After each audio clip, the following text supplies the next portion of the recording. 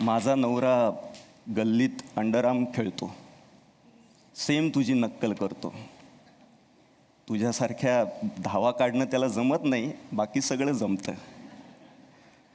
पण धावा काढणं नाही जमलं तरी बायकोचं असं तुझ्यासारखं मन मोकळं कौतुक करायला त्याला जमो, एवढीच अपेक्षा आहे. असं म्हणतात की जगात 2 प्रकारचे बॅट्समन आहेत. एक प्रकार म्हणजे तेंडुलकर आणि दुसरा बाकीचे सगळे. सचिन, तू ज्या माणसांचा देवावर विश्वास नाही त्या माणसांनाही हात जोडायला लावलेस. देव आहे असं म्हणायला लावलंस. तू आमच्यासाठी देव आहेस. मेल्यावर आम्हाला खरा देव कसा असतो ते दिसेलही कदाचित, पण जिवंतपणे आम्ही तुझ्याकडेच देव म्हणून बघतो. आणि आम्हाला सगळ्यात प्रिय एकच मंत्र आहे,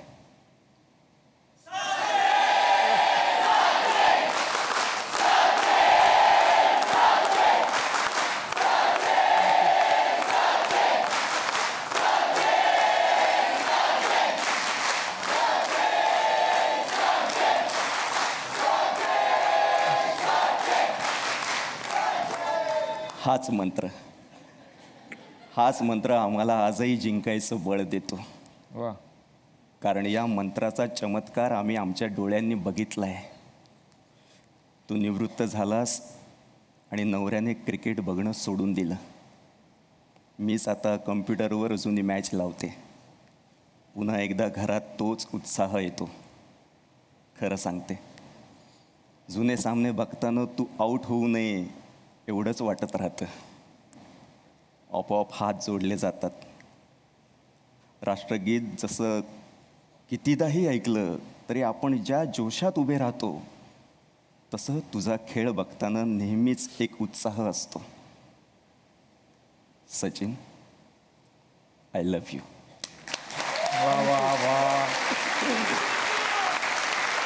वहिनींच्या मनातली एक भावना त्यांनी व्यक्त केली आणि खरंच असं घरामध्ये घडत असेल बऱ्याचशा. सर, या पत्राला काय छोटंसं उत्तर? मला ॲक्च्युली सर्वप्रथम तर माझ्या वडिलांची आठवण येते ज्यावेळेला पोस्टमनकडे मी बघतो. करेक्ट.